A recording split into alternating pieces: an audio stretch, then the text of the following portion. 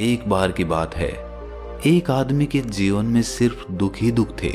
वो जो भी काम करता उस बेचारे का वो काम पूरा ही नहीं होता। घर में आता तो घर में कलेश बना रहता, किसी से कोई मदद मांगता तो कोई उसकी मदद नहीं करता। ऐसा लगता था कि चारों ओर से दुखों का पहाड़ उसी पर टूट पड़ा है। उसे समझ नहीं आ रहा था कि मैं इन दुखों से पार कैसे पाऊं। वो दिन रात यही सोचता रहता कि अपने दुखों से छुटकारा कैसे पाना है। इसी कारण से वो रात में सो भी नहीं पाता था।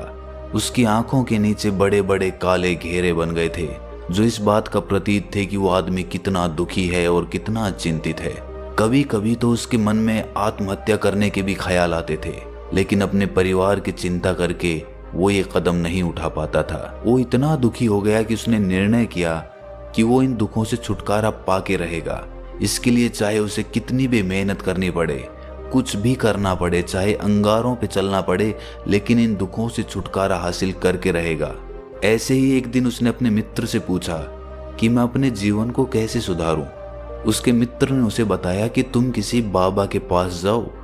बाबाओं के पास ऐसा मंत्र होता है जिससे सारे दुख मिट जाते हैं, जीवन खुशियों से भर जाता है और धन संपदा भी हासिल हो जाती है। तुम किसी ऐसे बाबा को ढूंढ लो, बस तुम्हारा काम बन जाएगा। उस आदमी के मन में ये बात पूरी तरह से पक्की बैठ गई कि कोई बाबा ही मेरा दुख दूर कर सकता है, और इसीलिए उसे किसी भी बाबा के बारे में पता चलता तो वो उस बाबा के पास पहुंच जाता।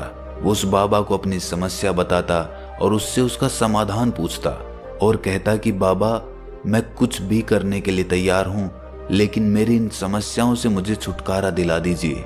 आप जो कहेंगे मैं वो करूंगा, लेकिन मेरे जीवन को सुधार दीजिए। बाबा उसे कुछ टोने टोट के बता देते थे करने के लिए, और बदले में दान दक्षिणा ले लेते थे कि ये टोना टोटका करने के बाद तुम्हारे घर में सुख शांति बनी रहेगी, बस इस टोटके को पूरी विधि के साथ करना। वो आदमी घर लौटकर पूरी विधि के साथ टोने टोटके करने लगा, लेकिन बहुत टोने टोटके करने के बाद भी उसके जीवन में कुछ बदलाव नहीं आया। इसके विपरीत उसका जीवन और ज्यादा दुखी हो गया। जो भी बाबा उसे टोना टोटका देता था, वो बदले में उससे दान दक्षिणा लेता था, जिससे उसका धन भी धीरे धीरे खत्म हो रहा था। इससे उसके जीवन में दुख और ज्यादा बढ़ गए। तब उसे लगा कि बाबाओं के पास जाने से तो मेरे जीवन में दुख कम होने की बजाय बढ़ते ही जा रहे हैं, तो मुझे क्या करना चाहिए? बाबाओं के पास जाऊं या ना जाऊं? फिर एक दिन एक आदमी ने उसे बताया कि तुम अपने घर में किसी पंडित को बुलाकर हवन करवा लो। हवन होगा, घर शुद्ध हो जाएगा। कोई भी बुरी ऊर्जा होगी घर में तो वो घर से बाहर चली जाएगी। किसी पंडित को बुलाकर पूरे विधि विधानों से मंत्रोच्चारण कराओ और हवन कराओ, जिससे घर में सुख शांति आए। उस आदमी के मन में ये बात बैठ गई और उसने एक पंडित को अपने घर पर बुलाकर हवन करवा दिया। हवन अच्छी तरह से संपन्न हुआ। बदले में पंडित ने भी अच्छी दान दक्षिणा ली और उसके बाद वो वहां से विदा हो गया। लेकिन कुछ दिनों के बाद उस आदमी को महसूस हुआ कि उसके जीवन में अब भी कोई बदलाव नहीं आया है। अब वो आदमी पूरी तरह से दुखी हो गया और ज्यादा परेशान हो गया। अब तो उसे लगने लगा था कि मेरे जीवन में से दुख कभी खत्म ही नहीं होंगे, और यही सोच सोचकर उस आदमी का बुरा हाल हो गया था। फिर एक दिन उसे अपने मित्र से एक ऐसे बाबा के बारे में पता चला जो समाधान बताने के लिए कोई दान दक्षिणा नहीं लेता था। उस आदमी को लगा कि ये बाबा दूसरे बाबाओं की तरह नहीं हो सकता, क्योंकि ये दान दक्षिणा तो लेता ही नहीं, और अगर दान दक्षिणा नहीं लेता तो ये सच में कोई सिद्ध बाबा होगा।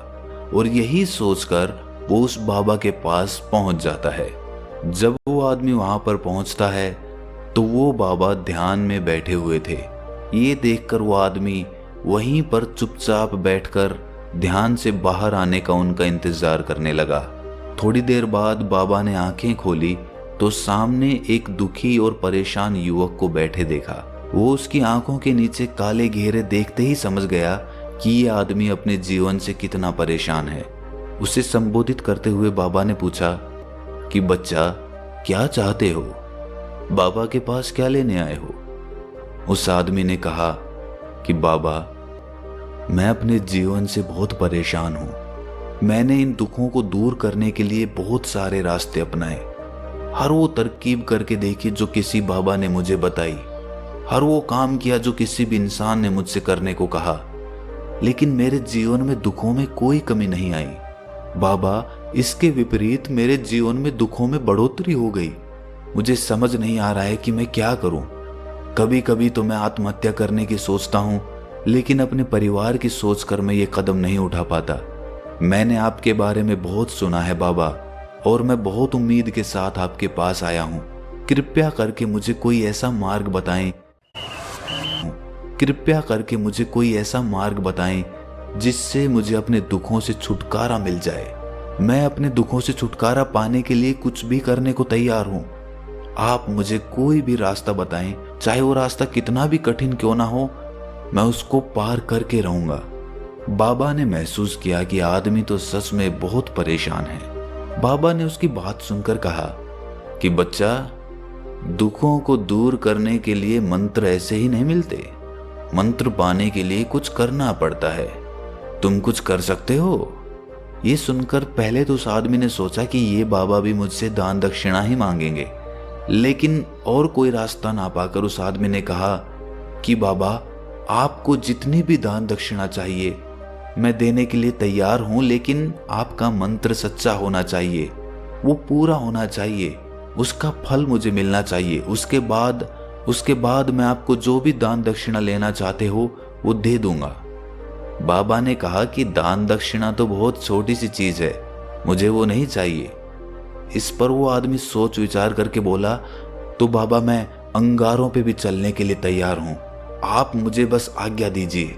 बाबा ने कहा कि अंगारों पे चलने वाली छोटी चीज मैं तुमसे नहीं कराने वाला। मैं जो तुमसे कराने वाला हूं वो बहुत कठिन मंत्र है, उसे पूरा कर पाओगे? बाबा ने कहा कि बाबा, आप मुझे बताइए तो सही, मुझे करना क्या होगा, मैं कुछ भी करने को तैयार हूं। इस पर बाबा ने उसे कहा कि यहां से जब तुम अपने घर जाओ तो रास्ते में अपने मन में ये दोहराते जाना कि मैं सुखी हूं, मैं सुखी हूं, मैं सुखी हूं। बार बार अपने मन में यही दोहराना, और याद रहे जुबान पर ये नहीं आना चाहिए, ये सिर्फ मन में दोहराना है। ये सुनकर वो आदमी बोला, बाबा, बस इतनी सी बात, ये तो मैं चुटकी बजा के कर लूंगा, लेकिन इससे होगा क्या? बाबा बोले कि इस मंत्र को करके देखो, वैसे भी तुमने इतने बाबाओं के मंत्र किए हैं, तो इस मंत्र को भी करके देख लो। उस आदमी ने सोचा कि बाबा कुछ दान दक्षिणा तो ले नहीं रहे, और छोटा सा मंत्र है, इसे तो मैं कर ही लूंगा। वो बोला, ठीक है बाबा, मैं ये मंत्र जरूर करूंगा। वो आदमी ये कहकर वहां से उठकर चलने लगा, लेकिन जैसे ही वो चलने लगा, पीछे से बाबा ने बोला कि बच्चा, एक बात याद रखना, जब तुम ये मंत्र अपने मन में दोहराओ तो तुम्हारे मन में बंदर के विचार नहीं आने चाहिए, बंदर का ख्याल भी नहीं आना चाहिए, तो ही ये मंत्र सिद्ध होगा। वो आदमी बोला, मुझे तो आज तक बंदर का कोई विचार नहीं आया, तो अब क्यों आएगा? आप चिंता मत करिए बाबा, मैं बस मन में यही दोहराऊंगा कि मैं सुखी हूं, मैं सुखी हूं, इसके अलावा बंदर का कोई विचार मेरे मन में नहीं आएगा। ये कहकर वो आदमी वहां से चल दिया।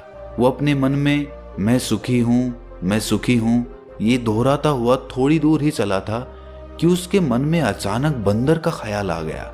बंदर का ख्याल एक बार आया और चला भी गया, लेकिन उस आदमी ने सोचा कि आज तक तो मुझे बंदर का कोई विचार नहीं आया, ये आज बंदर का विचार क्यों आ गया? और ऐसे करके उसने उस बंदर के विचार को पकड़ लिया। वो ये भूल गया कि मुझे क्या मंत्र दोहराना है, और वो बंदर के बारे में सोचने लगा। जब थोड़ी देर बाद उसे फिर से होश आया तो वो फिर से अपना वही मंत्र दोहराने लगा जो बाबा ने उसे बताया था, मैं सुखी हूं, मैं सुखी हूं। लेकिन अचानक से उसे सामने एक बंदर दिखाई दिया, और ये देखकर उसके मन में फिर से बंदर का विचार उठ गया, और वो अपने अंदर से इस विचार को बाहर फेंकना चाहता था। वो चाहता था कि मेरे अंदर किसी भी तरह बंदर का विचार ना आए, लेकिन उसे तो सामने बंदर ही दिखाई दे गया। ऐसे ही जद्दोजहद करते करते वो घर पे पहुंचा, और घर पे पहुंचने के बाद अपनी पत्नी को कहा कि हे बंदरिया, मुझे खाने में बंदर परोस दो। और जब उसे एहसास हुआ कि उसने क्या बोल दिया, तो वो अपने बाल नोचने लगा।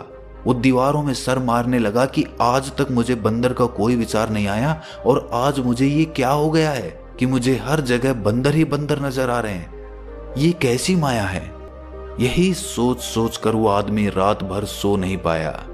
रात भर करवटें बदलता रहा और सुबह उठकर सीधे उसी बाबा के पास पहुंच गया और उसके चरणों में गिरकर कहा कि बाबा, पता नहीं क्या चमत्कार हो रहा है। आज तक मुझे बंदर का कोई विचार नहीं आया, लेकिन कल से जब से आपने मुझसे कहा कि बंदर का विचार नहीं आना चाहिए, तब से मुझे हर जगह बंदर ही बंदर नजर आ रहे हैं। उस आदमी ने कहा कि बाबा, मुझे तो आपके पीछे पेड़ पर बैठा हुआ बंदर भी केले खाता हुआ दिखाई दे रहा है। ये हो क्या रहा है बाबा? ये सुनकर बाबा हंसने लगे। 2 नवंबर को बच्चा, मन का जाल एक ऐसा जाल है जिसे समझ पाना इतना आसान नहीं है।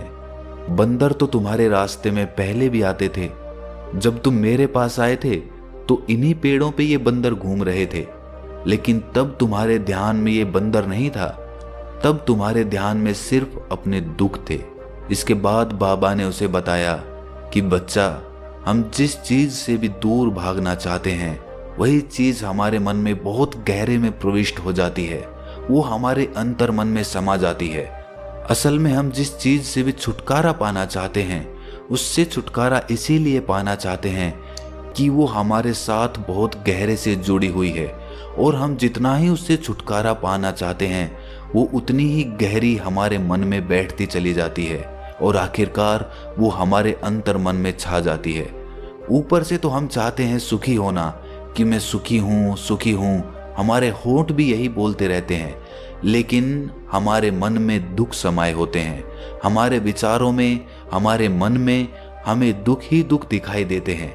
इसीलिए अपनी जुबान से बार बार ये बोलने से कि मैं सुखी हूँ मैं सुखी हूँ, हम सुखी नहीं होंगे जब तक ये मंत्र हमारे अंतर मन में प्रविष्ट नहीं होगा। इस पर उस आदमी ने पूछा कि बाबा, लेकिन ये मंत्र हमारे अंतर मन में प्रविष्ट कैसे होगा? ये सुनकर बाबा ने कहा कि बच्चा, अपने दुखों से लड़ना बंद कर दो।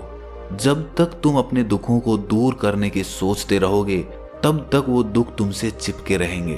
तब तक वो दुख तुम्हारे अंतर मन पर अपना राज जमाए बैठे रहेंगे। और जिस दिन तुम उन दुखों के बारे में सोचना ही छोड़ दोगे, उन दुखों से छुटकारा ही नहीं पाना चाहोगे, उसी दिन से तुम्हारी जिंदगी से दुख गायब हो जाएंगे। क्योंकि किसी भी चीज से छुटकारा पाने के लिए हमें उस चीज के बारे में सोचना पड़ता है, और हम जितना ही उस चीज के बारे में सोचते हैं, वो उतनी ही गहरी हमारे मन में प्रविष्ट होती चली जाती है। हम अधिकतर समय दुखों के बारे में ही सोचते हैं। हम यही सोचते हैं कि हमारे जीवन में दुख है और हमें इससे छुटकारा पाना है। इसी वजह से बार बार सोचने से वो दुख हमारे अंतर मन में प्रविष्ट हो जाते हैं और हमें एहसास भी नहीं होता। इसीलिए अगर तुम दुखों से छुटकारा पाना चाहते हो, तो दुखों से छुटकारा पाने के बारे में सोचना छोड़ दो, तुम्हें दुखों से छुटकारा मिल जाएगा। अक्सर आदमी धूम्रपान छोड़ना चाहता है, शराब छोड़ना चाहता है, सुबह अपने आप से ये वादा करता है कि मैं कोई भी गलत काम नहीं करूंगा, लेकिन शाम को जब लौटता है तो नशे में चूर होकर लौटता है। ऐसा क्यों होता है कि जो हम सोच रहे हैं वो पूरा कर ही नहीं पा रहे हैं? असल में हम उस चीज को बहुत ज्यादा तवज्जो दे रहे हैं, उस चीज को बहुत ज्यादा अहमियत दे रहे हैं। जब भी हम उस चीज को छोड़ने के बारे में सोचते हैं, तो हम उसकी इम्पोर्टेंस यानी कि विशेषता और ज्यादा बढ़ा देते हैं। हमारा मन उस चीज के बारे में जितना ज्यादा सोचेगा, शराब या धूम्रपान छोड़ने के बारे में जितना ज्यादा सोचेगा, हमारा मन उतना ही उस चीज के पीछे ज्यादा भागेगा। हमें उस चीज से लड़ना नहीं है, बल्कि बिना सोचे गुजर जाना है। और अगर इस मंत्र को हम समझ लेते हैं, तो हम अपने जीवन में जो भी पाना चाहते हैं उसे अपने अंतर मन में डाल सकते हैं। और एक बार वो लक्ष्य हमारे अंतर मन में बैठ जाता है, तो फिर सफलता पाने में कोई समस्या नहीं आती, कोई दिक्कत नहीं आती। तो दोस्तों, कैसी लगी आपको ये